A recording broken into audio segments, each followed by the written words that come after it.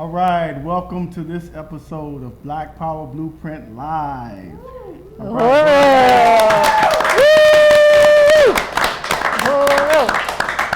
And we are broadcasting live from the beautiful Aquaba Hall located at 4101 West Florissant here in St. Louis, Missouri. My name is Ticharo Masimba. I'm the Economic Development Director of the Black Power Blueprint, working under the leadership of the one and only Deputy Chair Onazene Yeshitela, who is over all of the economic development work of the African People's Socialist Party and who leads the entire Black Power Blueprint campaign. So I want to welcome you. Tonight we will look at and discuss and show pictures of the rapid development that is happening here under the Black Power Blueprint. So we want to give everybody an update that we're excited to show and present to you. We want to show you the amazing outdoor plans for our One Africa, One Nation marketplace and the demolition that we're doing. And tonight we have a goal to raise money because it takes resources to make this happen, and it is through your contributions that we've been able to advance this significant work and do it at a rapid pace. So tonight we want to raise a minimum of $500. But we want to try to go for 1,000. Absolutely. Yeah, that's right. Absolutely. And our goal, a minimum goal of 500, will push us over the $14,000 mark for this phase of the Black Power Blueprint project. So I want to, I kind of already did, but I want to formally again welcome Deputy Chair Onazene Yeshitela to the Black Power Blueprint. And to my left is the one and only Kitty Riley. Catherine Riley. She's a member of the African People's Solidarity Committee. She's also director of the Office of Economic Development and Reparations. Is that correct? Reparations and Economic Development. She leads the Africans 1 Billion Strong campaign, and she's the projects coordinator for the Black Power Blueprint, working hard to bring in contractors and really plays a vital role in the Black Power Blueprint, so we want to welcome you. And she doesn't always get the credit that she deserves. Exactly. Yeah, and that's real. So the Black Power Blueprint Live is a monthly web series giving you updates on this amazing project. We also discuss critical issues that affect the African community, such as gentrification. And we want everybody to take a moment out, if you haven't, and go ahead to YouTube and hit the subscribe button so that you can get notifications of every time we go live, every time we post videos. We want you to keep an update of this incredible project. I also want to salute, who is not here today, the chair of the African People's Socialist Party, Chairman Omali Yeshitela. He is the strategist and the visionary behind not only the Black Power Blueprint, but the entire African People's Socialist Party, which is the leadership organization that put this project on the ground. And so we want to recognize him in his uncompromising struggle to make sure, to ensure that African people are free and have a future. So also, beside the outdoor space, we're going to talk about the demolition that we recently did at College Avenue in West Florissant. It'll be an outdoor basketball court.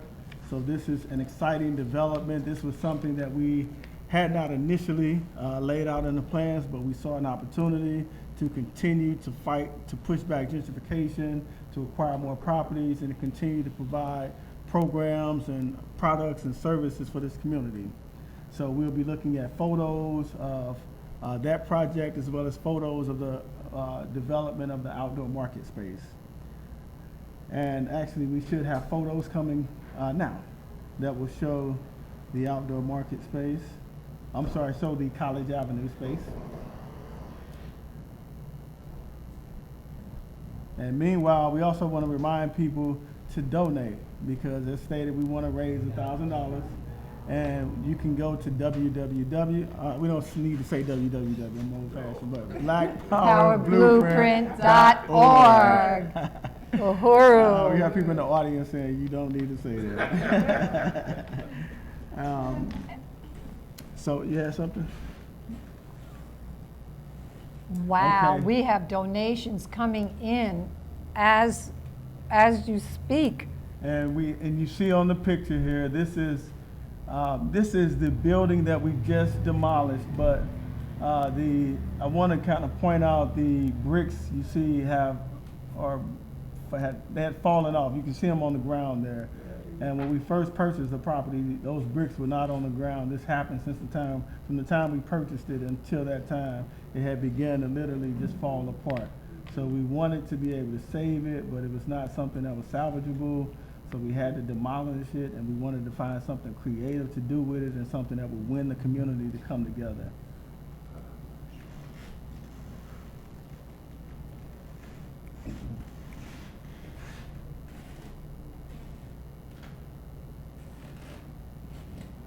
And it looks like we also have some donations that have come in. Yes, we do. And I want to really, really appreciate donors that have already hit the airwaves with their donations.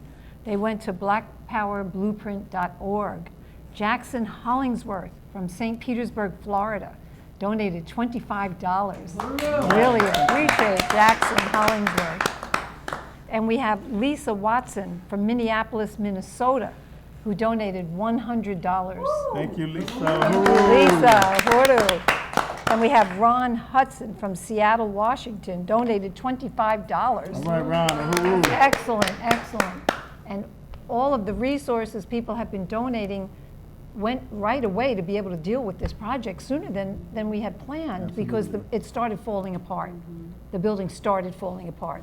So we urgently had to really take that on. And because of donors like all of you watching today and here today in the room and on this panel, we were able to immediately address that. And it was powerful because during that process, the community was coming out in the droves, watching this and cheering this and telling us what the community used to look like. It used to be flourishing. They could get their kids' clothes there. There was a big apartment building across the street. There were all these stores in the neighborhood and in the community that were then just wiped out in this plight. And it's just something that we don't experience in the white community. I mean, if we need something, we go out and we take a walk and we take a bus or we drive or we get on a bicycle and we can get it readily right there in our neighborhoods, and there's just nothing here. And when this was coming down, people were just stopping in their cars, talking with us, coming down the street, cheering. People were getting out of their cars, filming it, taking photos of it.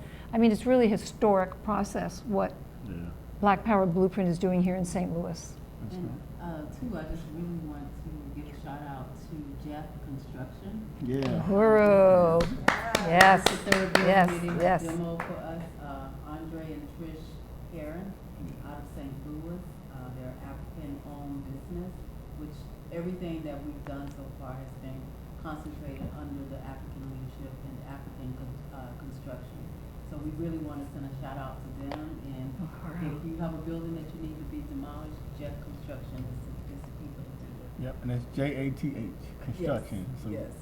and I think we have a video to show some of the demolition process. Okay. Yeah. And while that's coming on, just to say, Virginia Wilson from Louisville, Kentucky donated $10. All right, Virginia, fantastic. Can't wait till you visit. You'll see such transformation. I think you visited a year ago, perhaps. A whole social system that leads the community and starves it economically and dominates it politically. 5 or 6 decades of a certain kind of concentrated economic quarantine imposed on this community by the white ruling class, and it has been completely starved. Drugs have been imposed on this community from the outside and what we refer to as horizontal violence. But this is a beautiful community, and you see all of these rich, beautiful buildings and structures, but you also see a lot of vacant, abandoned, dilapidated buildings. And there are nearly 25,000, it is said, in the city of St. Louis, the majority undoubtedly of which are on the north side.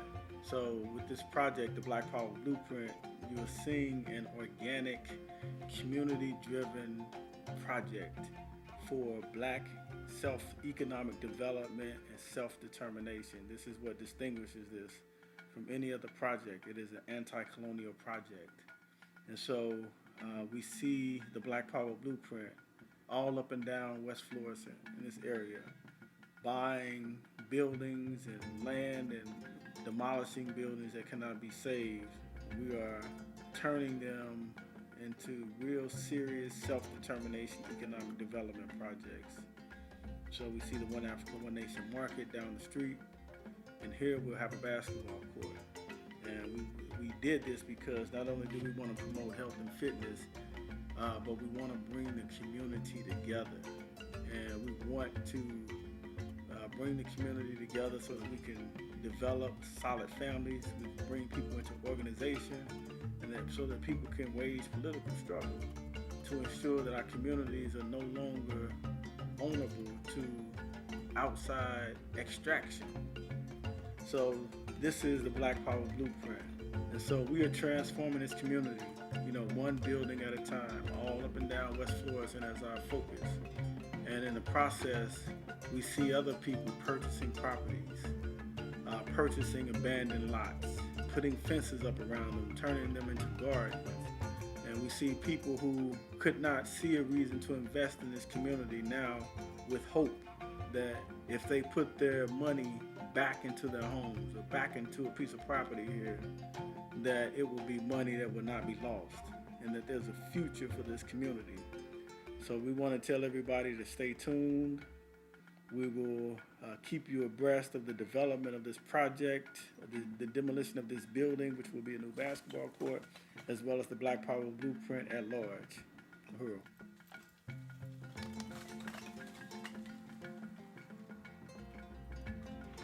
We had barbershops, churches, all of that. This used to be a wonderful neighborhood. This used to be a great big apartment building. Down there we used to have Wilbur's Pizza, inflation fighters. $3, $4, $4, pizza and all of that. It was a wonderful neighborhood. It's coming back though. We'll be all right.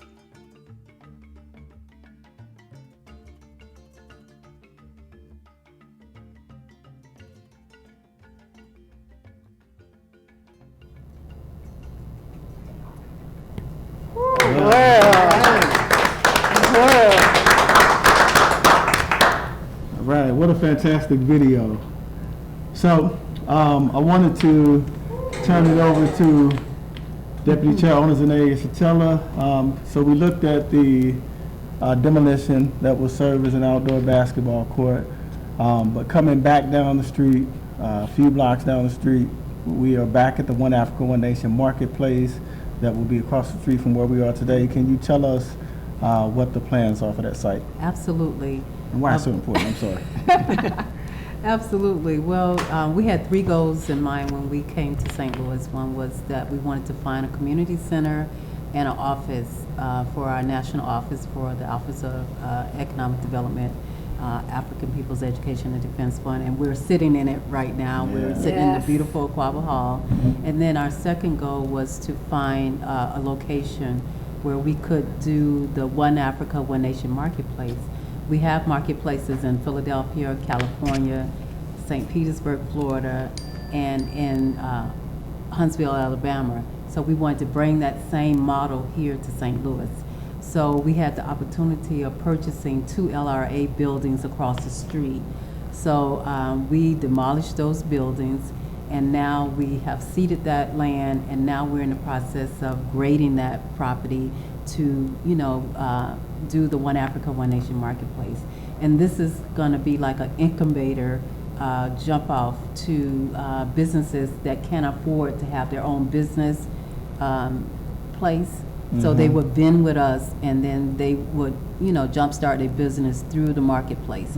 We see that happening in Philadelphia. We have over maybe 110 vendors at our marketplace in Philadelphia. Wow. And we want to be able to do that here in St. Louis. Yeah. And we also wanted to, because our motto is we want to feed, clothe, and house. So we want to present a garden, the Gary Brooks Garden community garden that's going to be next door as well. Mr. Gary is a longtime resident of St. Louis. He's been here over 30 years in this community and has really been able to give back. And we wanted to name it after him. So he's a part of this community, and we wanted to show our appreciation. When I first got to St. Louis, it was a mess. Mr. Gary opened up his home to me. He let me use his bathrooms. He would bring me water. He put gates on the door so people could stop breaking in. He was just a resource to us, and since then, the community has changed. And the third option is that we wanted to have an outdoor venue where we could also, have parties. We can have jazz, cool jazz at night.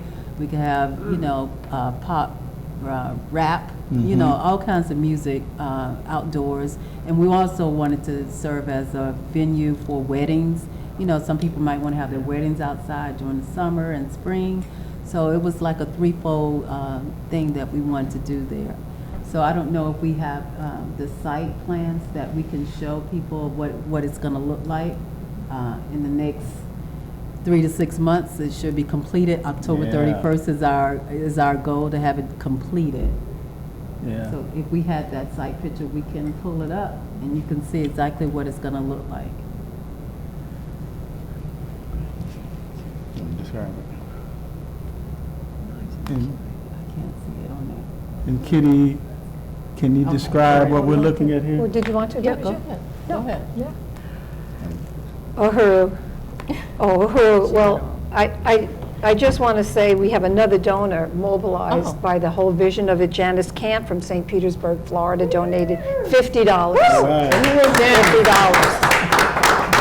Absolutely. This is the way it's all happened. So do we have a total yet? We've raised $210. Uhuru. $210. So that's a basis, that's a foundation, but we have way more to go. So keep it coming. And I just want to actually just say what an honor it is to work under your leadership, Deputy Chair.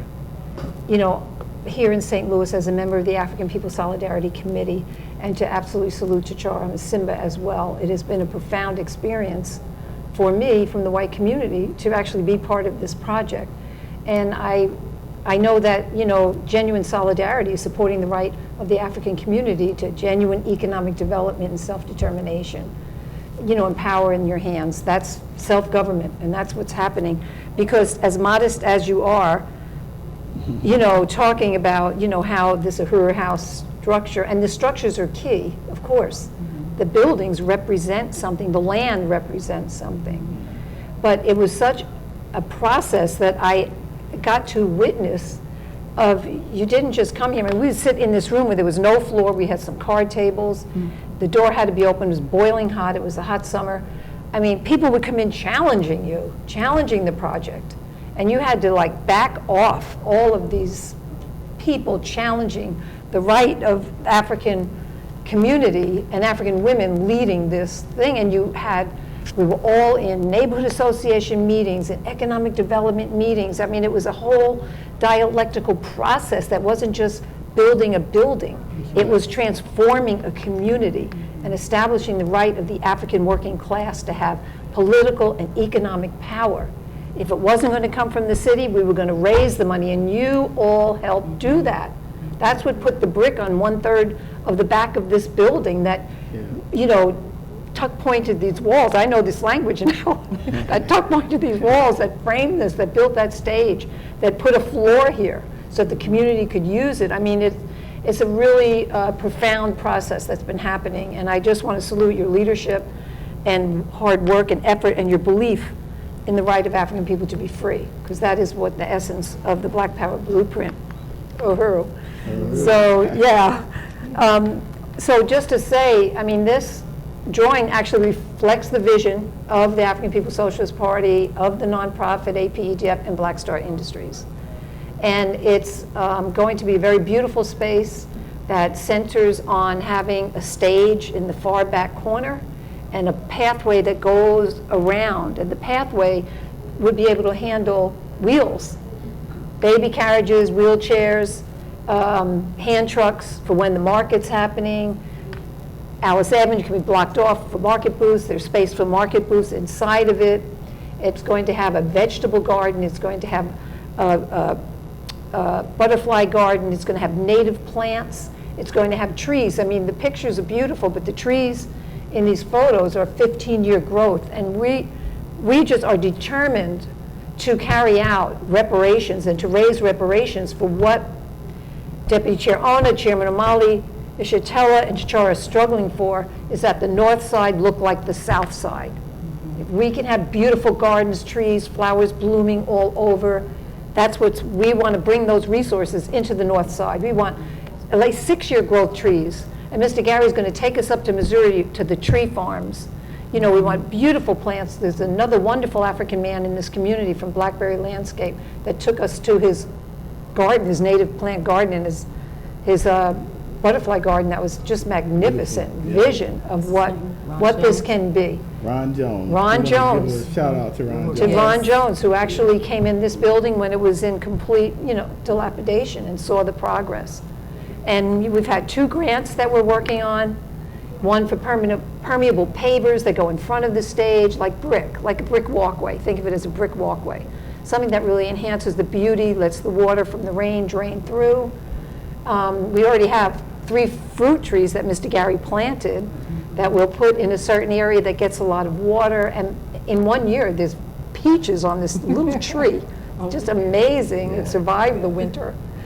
And, there's the 50-foot red, black, and green flag, which is the first thing, and that is Deputy Chair's vision for the second 50-foot red, black, and green flag that's there now. And Mr. Gary wants to, because he's ill tonight, and we don't know if he'll be here. I don't want to say anything in case he comes. He has quite an incredible vision for this area that Deputy Chair can say more about. But your donations, it's real. It is So how do real. people donate? They go to blackpowerblueprint.org. It gets put to work immediately. And Immediately someone went. very good. Why, immediately, it was Renee Nassar from St. Petersburg, Florida, donated $70. right. Wonderful, Renee, wonderful. We're at $280 right now. No, we've raised $310. Penny Hess. Penny Hess. Penny Hess. Penny Hess. And I will shock many of our audience from around the world to say that Penny Hess is from St. Louis, Missouri. Relocated. Chairwoman of the African People Solidarity Committee. I'm sorry, go ahead. No, and yeah, good I at the wanted to webinars, intervene because yeah. I wanted to ask you, you mentioned reparations. Yes. And people may not be familiar with the role of reparations, and maybe even not what reparations is, but the role that reparations plays in the process of the Black Power Blueprint. Uhuru.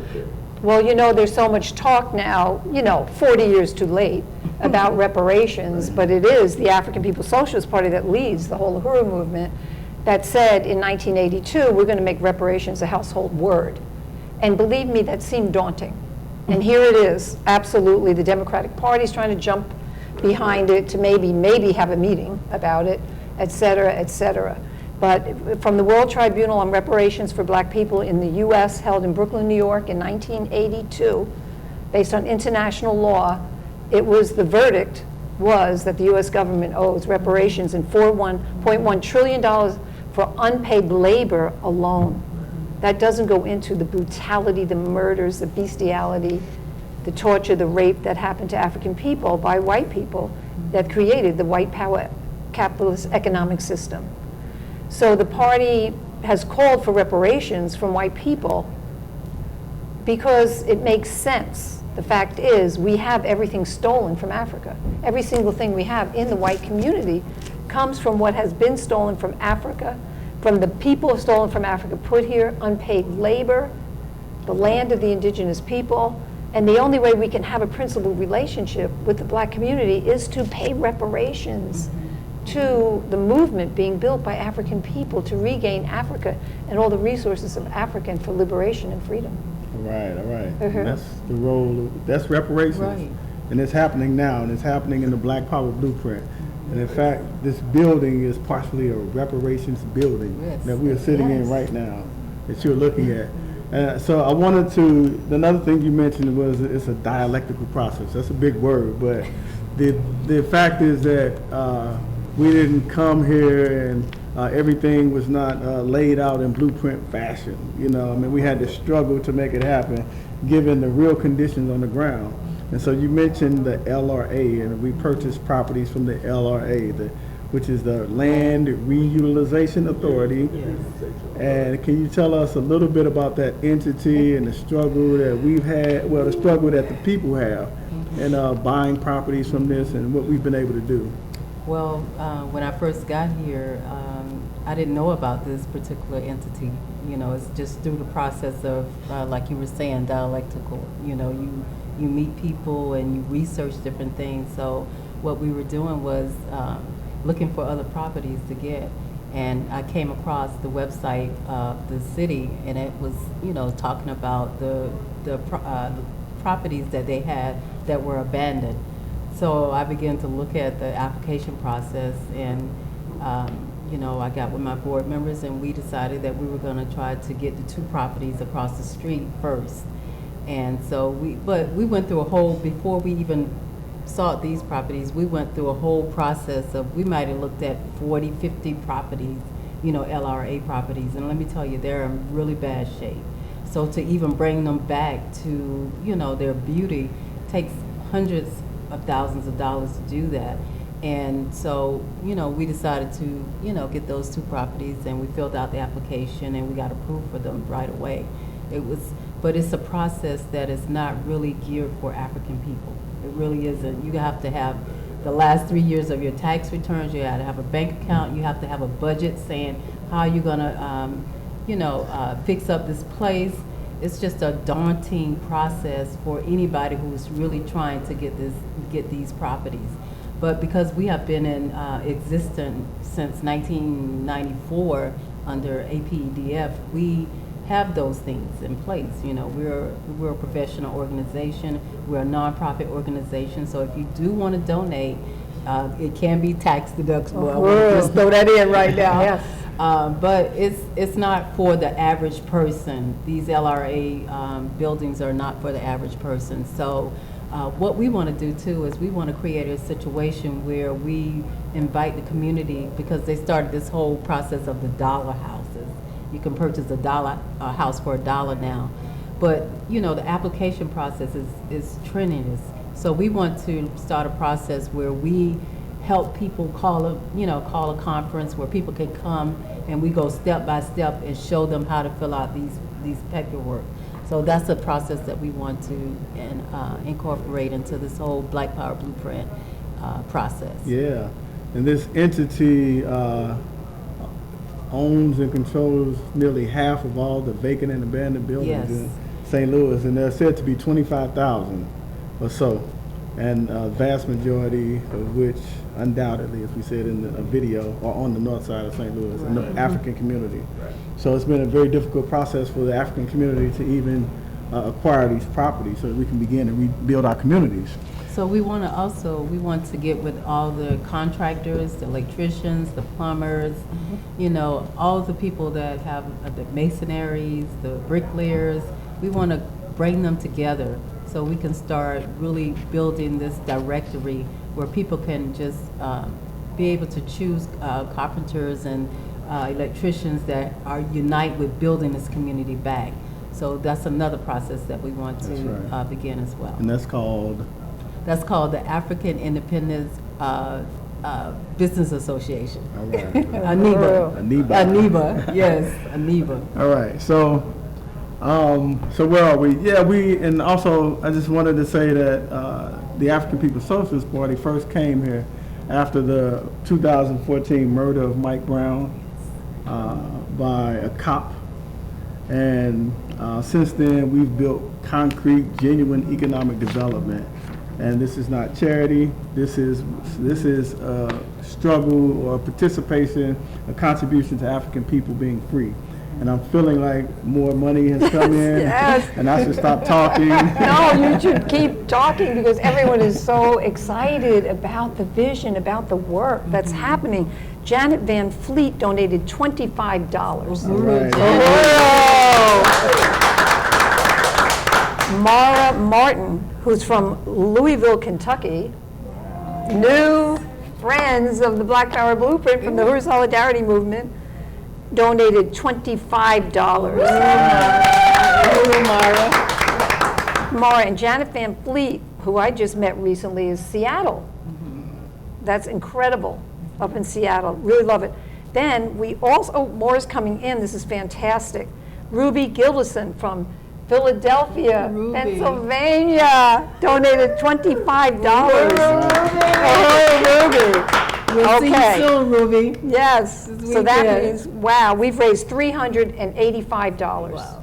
And I know I want to donate $30. Okay. Right.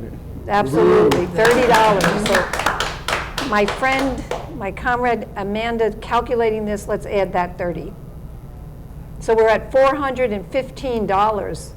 Oh, come on, comrades, we got to get up to 5 rapidly. Can I just say one other thing? Yes, Okay, absolutely. so, you know, we like to give back to our donors as well. So for the first people that donate $200, we want to give a 2x3 African red, black, and green flag, Very good. along Beautiful. with the pole that you can hang it outside of your house to let the people know that this is liberated territory. Yeah. So if Absolutely. you donate $200, we will mail you your African red, black, and green flag along with the pole that you can get mounted right on the outside of your house and claim this territory. Yeah. Oh, So This- come on, comrades, we know you want this $200. flag. Go. Yes. Can you talk a Whoa, little bit orphan more about the raised. significance of that? And you want me to? Yes. I have to talk about the significance of that.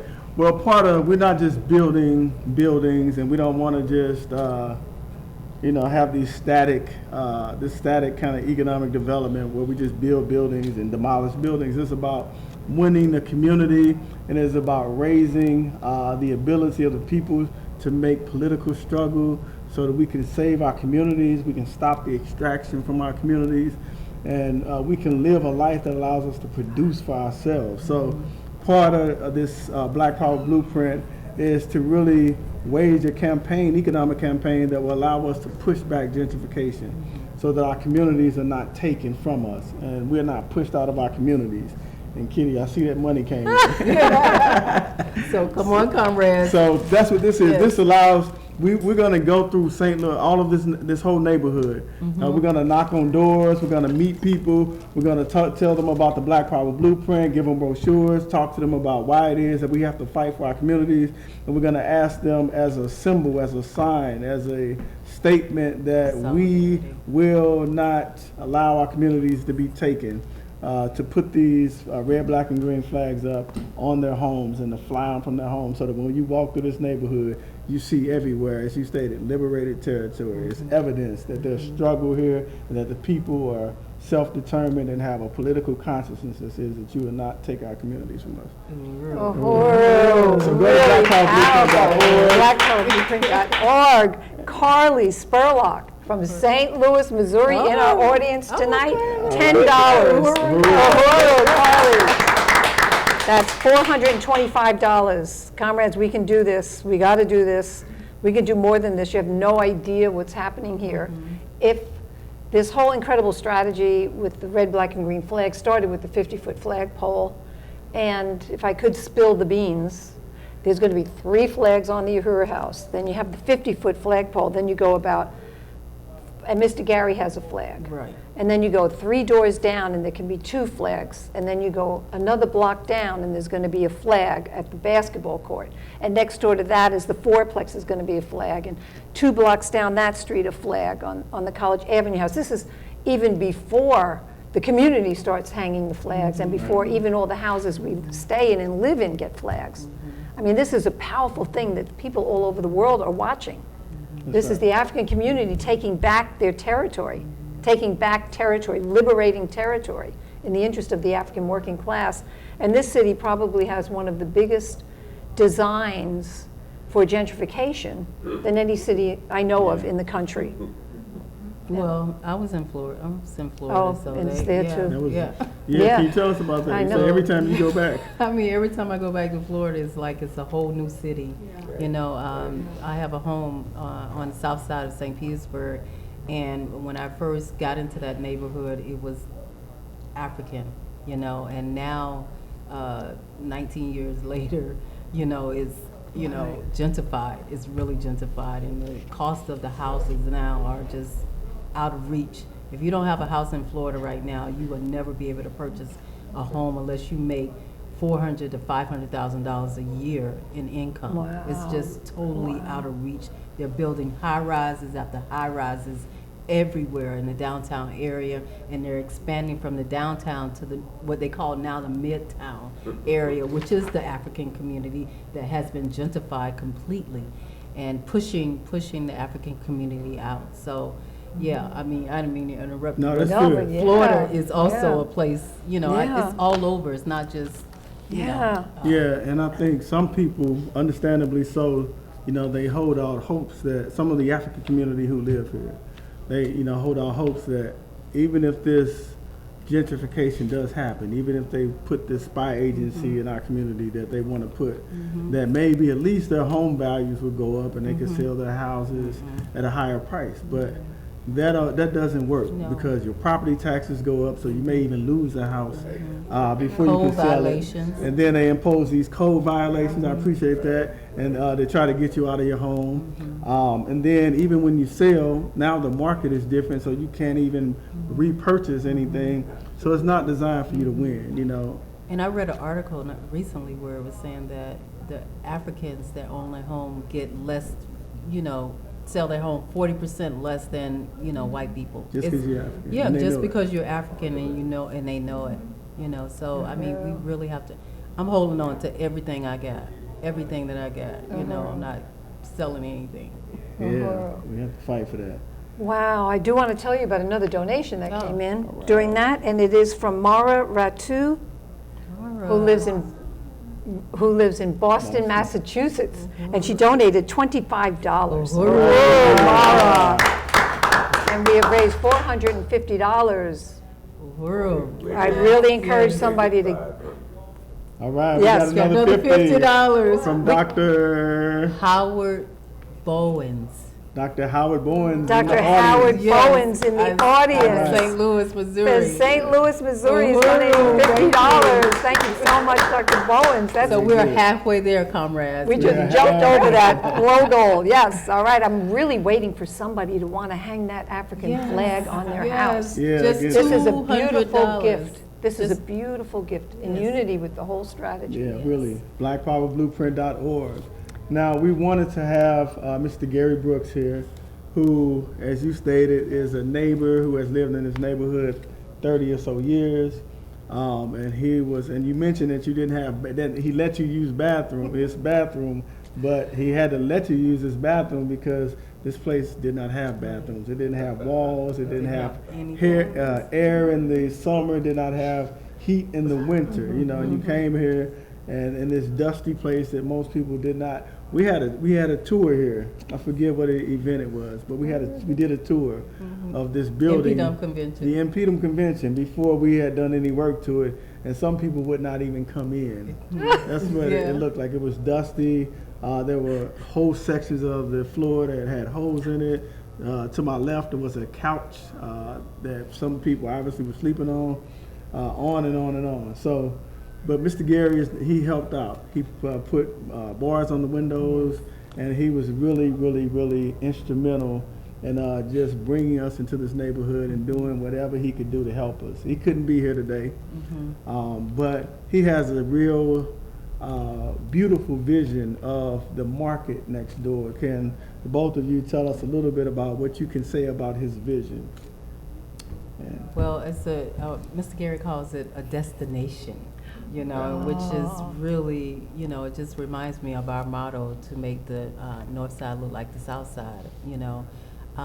He has a vision of, you know, kids, you know, workshops, you know, when we do the garden, to come in to plant, also to cook, and also to learn about the native plants of St. Louis, what can grow and what cannot grow here. He wants to have workshops on canning, you know, canning the fruit and vegetables, and he just really wants to engage the community. He really wants everybody to be involved. And if you know Mr. Gary, you think that he's a really grumpy old guy, but he really isn't. He really cares about the heart of this community, and he wants to see it flourish in in a really dynamic way. And his vision of a mural, he want to put a mural on his, because Yeah. his home is right next to the garden.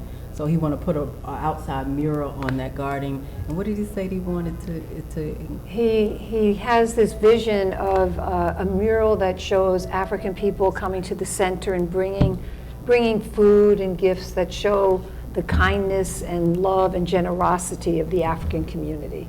And that is a beautiful vision when you think about how Africans are portrayed in this city, by this city, in the news, criminalized constantly, daily, deprived of any kind of economic activity or commerce, and, or ability to live. And he sees, of course, what the movement sees, Yeah.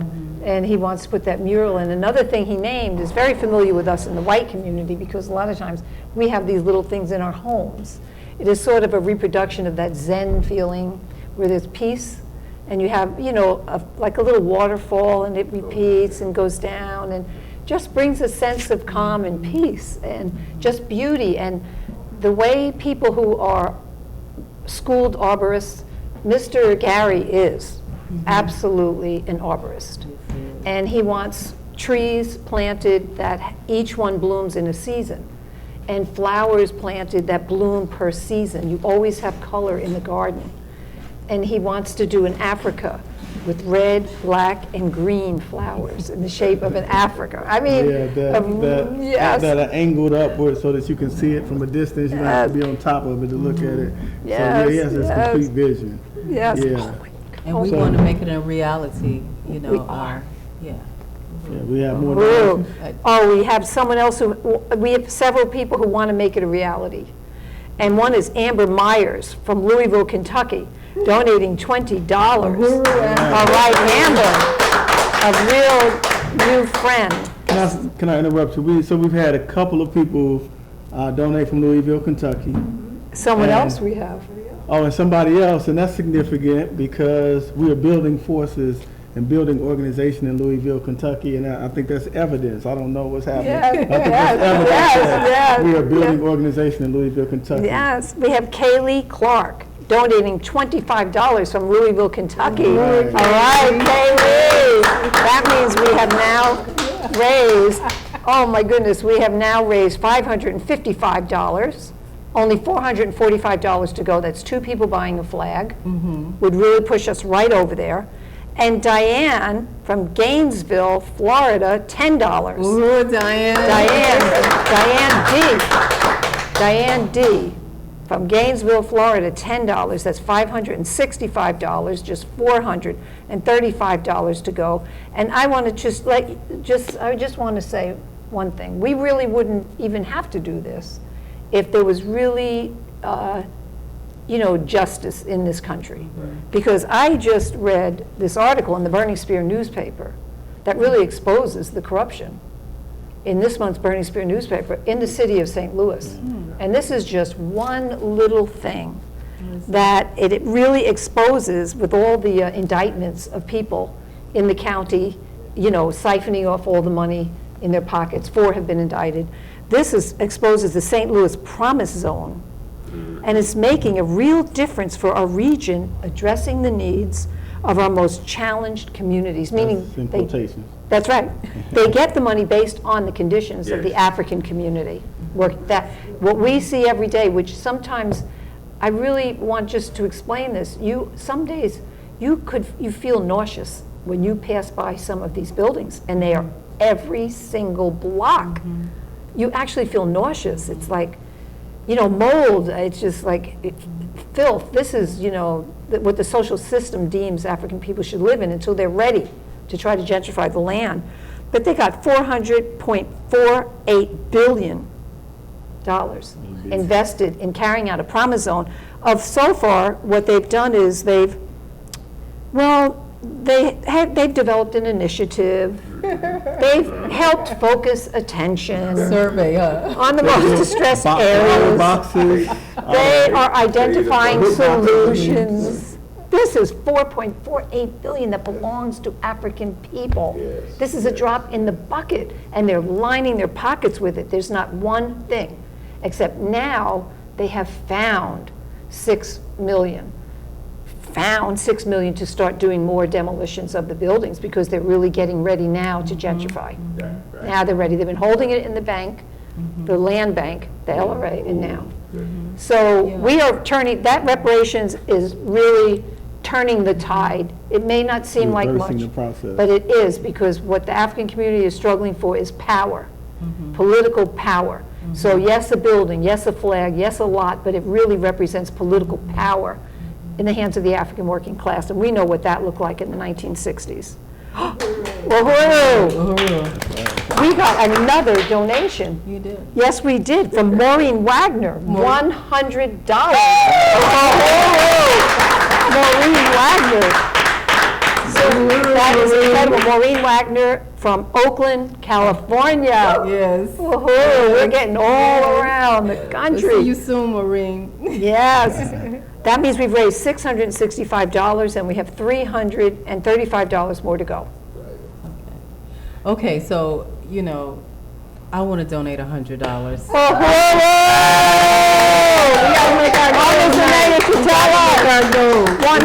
make our $100. Yes. That means $765 was raised. That is only $235 Come more on, to go. comrades. We Yeah, can where do can this. people We can do this. BlackPowerBlueprint.org. BlackPowerBlueprint.org. I also want to say you have to get this month's Burning Spear. Yes. Yes. This article is important, especially there are great articles. It is our 50 or so year newspaper, the publication that we put out consistently for 40-something years. So you have to purchase it. It is only $1 for one. You can become a distributor. It has incredible articles from the perspective of the African working class and our fight for actual power. And there are 2 articles that address issues in St. Louis, because in the midst of all this corruption that we see exposed in this article of the Burning Spear, we see this constant narrative that the problem with the black community is not these resources being siphoned off, but it is black on black crime. That's the problem. And that's the issue. You know, that is why generation after generation after generation we've been poor. You know, so that's the narrative that they run to us all day.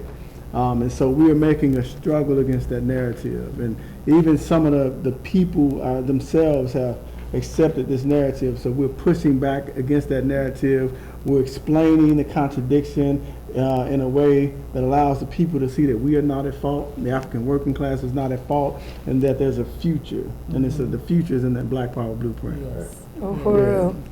I mean, and you could see, you know, even in the neighborhood that I'm living in St. Louis, I mean, we see the dumpsters now.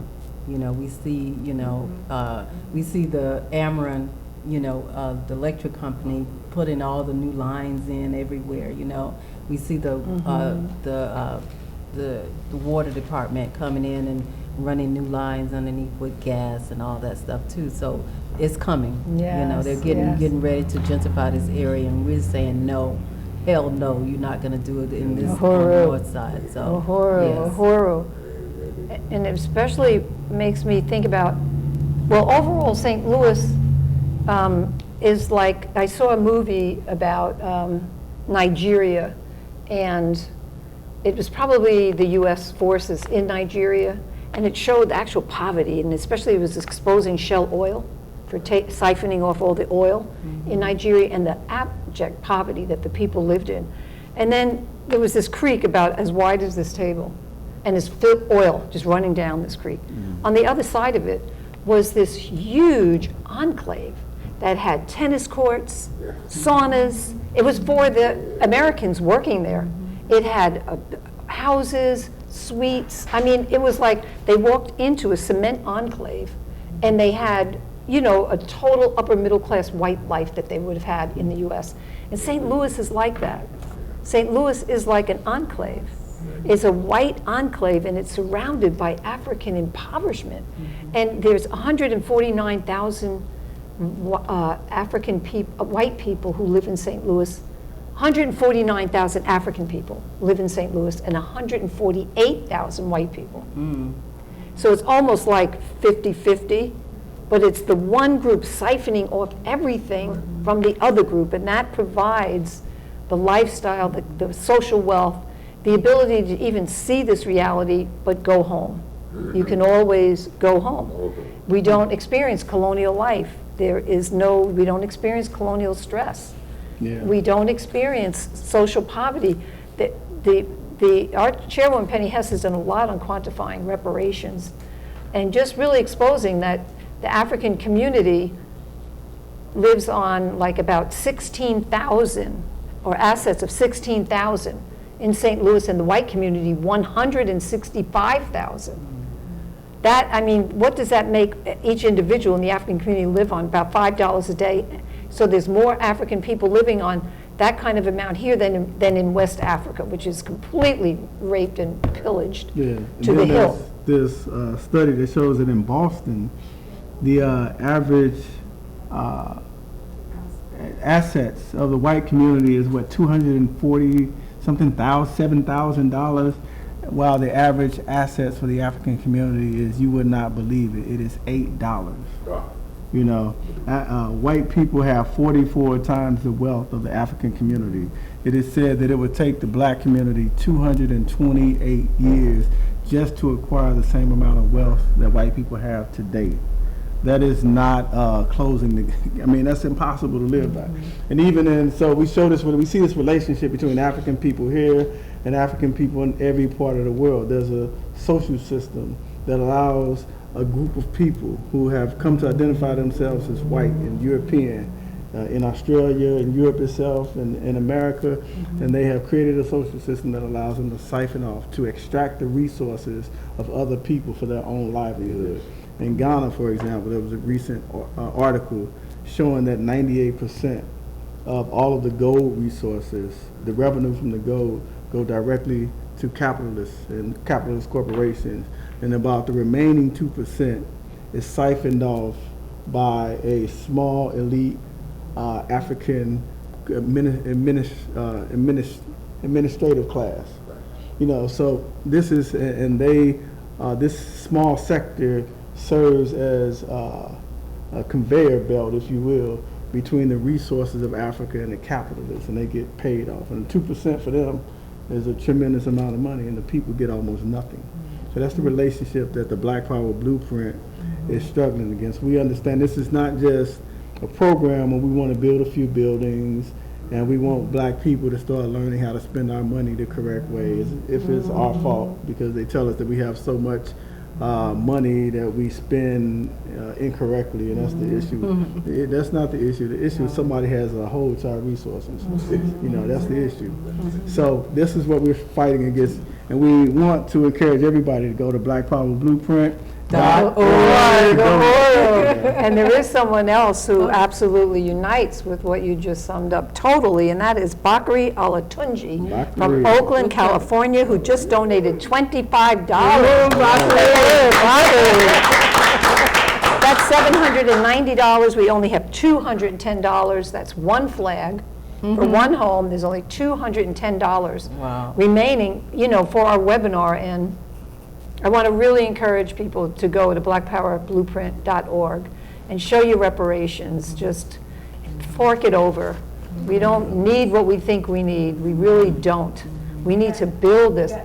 We got $10 right here in St. Louis, Missouri, with Casey Mackey, our engineer here at the Black Power Blueprint webinar.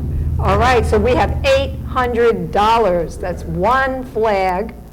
So, or a lot of donors. Yeah, so if anybody would like to... oh my goodness. All right, John Stockton. Pardon me? Stanford. Darn it. Yep. I knew it was California. Okay. John Stanford, who is in our audience today, is his first time coming into a webinar, and we're just so happy you're here. And John, what did you just donate? $10. Excellent. So if you still want to donate the $200 for the flag, you can do so. Otherwise, you can help us meet the goal of what, $190 at this point? $190 so that we can get to our $1,000 goal. So continue to donate if you can. And I also want to encourage people, if you cannot donate, or if you want, in addition to donating, if you want to join and become a part of this campaign. We have a national steering committee. We have volunteer work that's happening on the ground here. And Mr. Gary, we didn't mention, he's also part of the local committee here. So this is the actual planning committee on the ground, coordinating the work of the the Black Power Blueprint. But you can go to info@blackpowerblueprint.org to join. And we want to get some pictures up also of some of. More of the demolition didn't get shown earlier, and then. And so we're going to show more of the demolition that didn't get shown earlier as well. While Casey, we just need $190, Yes. comrades. While Casey's getting those pictures up, just to say where the deputy chair has the vision of the basketball court down the block, that block has about 20 LRA properties. I mean, it's just blown out.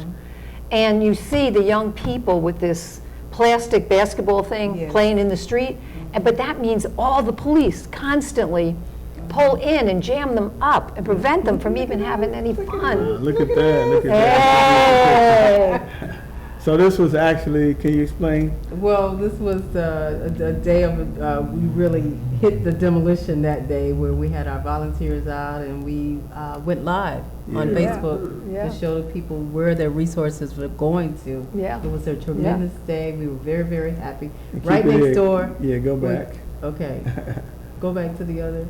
Right next to this building, we own the fourplex, which is where we're going to be housing people who are going to be coming out of prison, men and women. We're going to have a housing for them there. We have a fourplex that we're going to be renovating as well. So we have President Columbayi Antoinette, who is the international president of the International People's Democratic Uhuru Movement. We also have Isoke, who is a school teacher here in St. Louis, who volunteers with us on a regular basis to help us out. We have all kinds of people who, from all walks of life, who come and make this project happen. And you can make it happen by donating, and we just want to just really appreciate all our donors.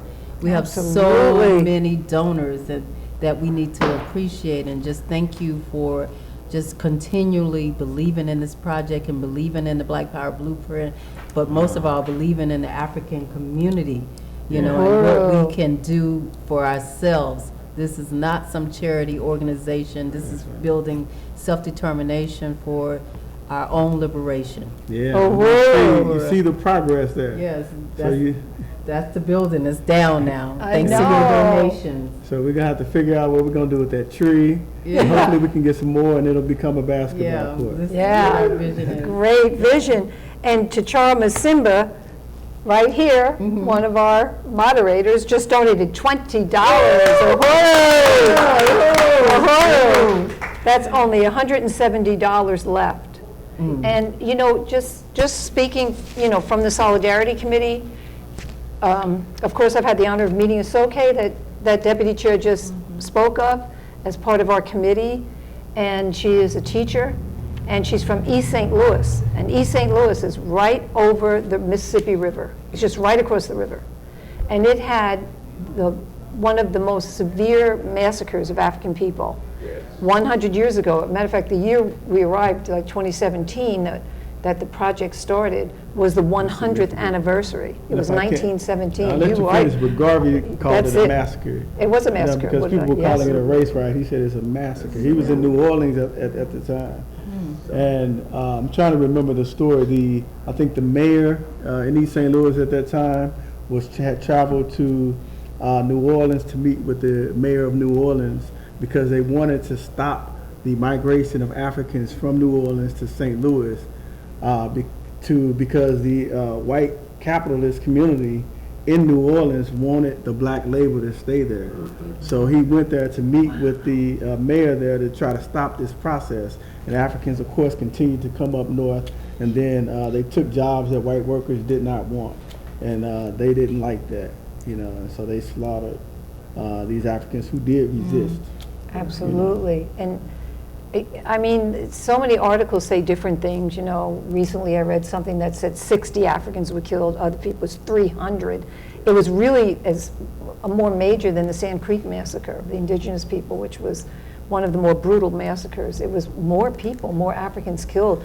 and, you know, lynching, they were lynched and hung from light poles. I mean, this is right across the river, and in fact, families that are here that are part of this movement and they're at events, and so they came from, that's how they got to St. Louis.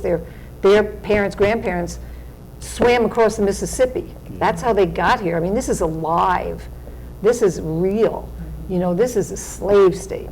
And this is, you know, that the slave, you know, the interests of the slave, or that's what the Uhuru movement is, that's what the party is, that's what the Black Power blueprint is. And we can unite as white people with the interests of the slave and not the master. And that's what makes for reparations.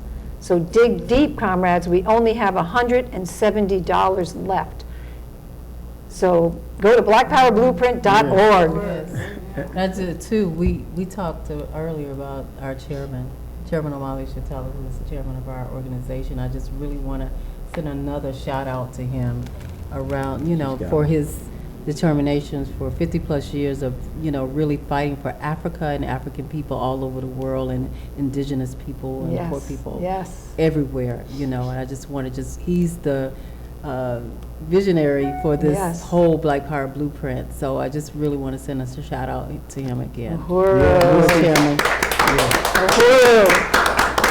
I think it's also important to say that the Black Power blueprint is an internationally recognized project. Right. And part of it was expressed through, and even further through, a recent debate that Chairman Omali Yeshitela participated in at Oxford University. Yes. And he was the first revolutionary to debate there at the Oxford Union since Malcolm X. Mm-hmm. And they didn't award Malcolm X the victory in the debate, but they awarded Chairman Omali Yeshitela. So look up Chairman Omali, O-M-A-L-I, Yeshitela, Y-E-S-H-I-T-E-L-A, Oxford Union, Oxford. And we see pictures here of some of the volunteer work days, and this is members and volunteers of the Black Power Blueprint clearing off the lot where the two buildings were demolished. That will be the outdoor One Africa, One Nation marketplace, garden, and outdoor venue. And we see chandelier here on top of the mound, pushing wood chips down, mulch down, so that we can shovel it, put it in barrels, and move it out the way so that we can begin to grade the land as a first step, or at least the next first step, toward putting in the stage and the pathway, and, you know, just to create the whole market. And we see Kitty there pretending to work.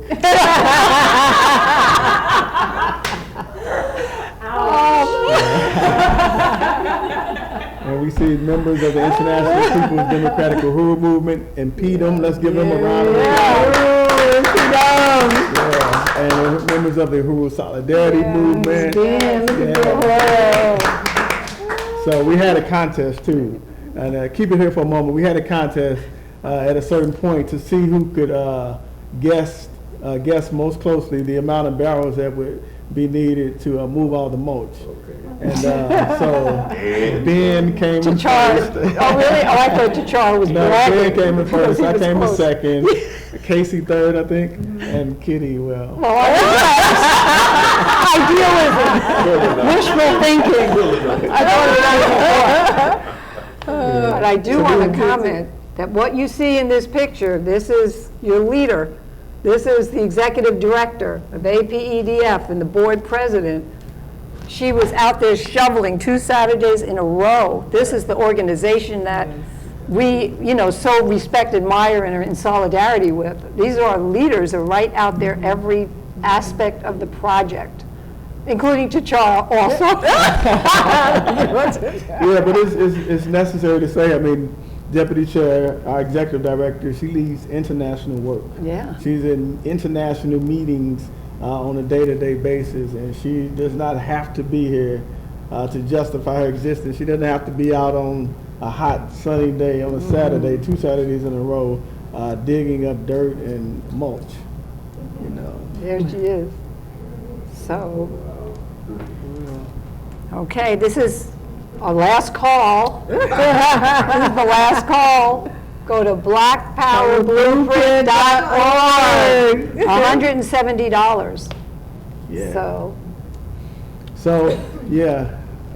How much do we need? 170? 170. Yeah, so if you want to donate the entire 170, you can do so during this web show, or you can go afterwards, and we'll recognize you. If you still want to donate the 200 to get the flag, you can do so. If you have $5 or $10, we accept and need and utilize all donations. Nothing is too small. This entire project has been funded by small donations in large part. Can I make an announcement? This weekend in Philadelphia, our furniture store, Uhuru Furniture and Collectibles, is going to be celebrating our 25th anniversary. Block party. We're going to have an award banquets for our donors and for our employees and all our supporters. And then the following week, we're going to be in Oakland celebrating our 30-year anniversary of our furniture store in Oakland, California. So, I mean, this is a milestone for our nonprofit. The African People's Education and Defense Fund has been around since 1994. Our mission is to defend the human and civil rights of the African community, build programs that speaks to the disparities in health, healthcare, education, and economic development. So we've been doing this, and we're going to continue doing this damn thing, you know, until we win. And you see concrete institutions. You see two furniture stores, 25 and 30 years. So this is what that was the original. These other institutions that we haven't named was the original Black Power blueprint, but it happened over time. And the advancement that's happening during this period is that we've consolidated our skills and our resources and our abilities to be able to build rapidly in St. Louis in one place. So yeah, and I want to make a couple of announcements. So, and again, you can volunteer. We need to bring in people to participate in the grants committee. This is the committee that is helping us to go beyond the individual donations, which we need always, but to begin to secure grant money. So we need people to participate in that. And let's see, we need researchers, we need writers, copy editors, we need people to assist in all aspects of the grants committee and all aspects of the various committees that we have, including so that we can continue with all of the programming and institutions that we have as a part of the Black Power Blueprint, which include the One Africa, One Nation Marketplace. We need people to help with that. We need people to help out with Uhuru Jiko Commercial Kitchen, which we have not really talked about. This will be the commercial kitchen that we are developing. We just purchased the building for and just completed, can't tell you. Concept plans. Yeah, so we need people, and I feel like I didn't do a great job of explaining the positions that we have available, so for the grants committee. That's all right. I mean, it's the whole fund drive is a really important part, especially from our solidarity movement, you know, to get into that funding campaign. So Chairwoman Penny leads the whole funding campaign. We want you to join it. We need people in social media. There's such exciting work with the photos and videos. You know, there are so many ways, and just even laying out projects is really, you know, like a mystery, solving a whole mystery of how you're going to do this project and learning every aspect and talking to contractors and, you know, really understanding how to bring the best to the project and what we can afford. You know, you have to really learn it. That's what I learned from Deputy Chair. We get a lot of different, you know, estimates from people, but, you know, then meet with Deputy Chair and Chachar and the committee, and it's, you know, we have to work with what we have and get the best, and we do. We get the best contractors that want to be part of the committee, and we learn the work so we know what really has to be done, and it helps us negotiate these estimates as well. So it's just powerful. We're going to have a garden club, and it's necessary because we have some gardeners and we need more, including like Tachar's 10-year-old son and his son's great-grandmother. They already are doing a garden, and they want to join the garden club. And we have actual master gardeners, including Mr. Gary and Ron Jones, that are really master gardeners, and they want to be. They are part of the project. I mean, this is, and we need everyday people and people who want to have a box to grow vegetables in the community, and you can have your own box and you maintain it. I mean, it's just going to be phenomenal. And if you want to join the grants committee, you can go to grants@apedf.org. That's African People's Education and Defense Fund, apedf.org, grants@apedf.org, or you can call 727-821-2437. I also wanted to make an announcement that our local campaign, Black Power Blueprint Campaigns Committee, meets every other Tuesday. Our next meeting is Tuesday, July 23rd at 6 p.m. Central Time. So if you are here on site, you can meet us. You can be a part of this committee. We have a national steering committee that meets every other Thursday. So you can contact us to be a part of that. You can go to blackpowerblueprint.org to find more information. And then also we have the Black is Back Coalition. I wanted to announce that will be here in St. Louis. It is a coalition of organizations fighting for self-determination for black people. They'll have their 10th annual conference. So this is a coalition of black organizations that has existed and worked together for 10 years, and they have their 10th anniversary annual conference here, Right here. in St. Louis, August 9th through 11th in this building at 4101 West Florissant. There will be people from all over the country, maybe outside the country, but I know from all over the country. So this is an event that you would want to travel to. This is not a local event. So you can go to blackisbackcoalition.org to find out more information. Yeah, is there anything else? The impediment. I just really want to thank my comrades, Tachara and Kitty, for being on this webinar and just really fighting, for this project, and just really appreciate you comrades so much and all the work that you do, not just for this project, but for all the work that you do all over the world. And I just really wanted to just acknowledge you and just say, Uhuru, we are winning. Thank We you. are winning. We are winning. Party and is our winning. engineers and our Yes. writers. Uhuru. We are winning. You can donate Uhuru. Thank you. Thank you, Amanda. She lays it out so beautifully. Right. Uhuru. Turn your mics off.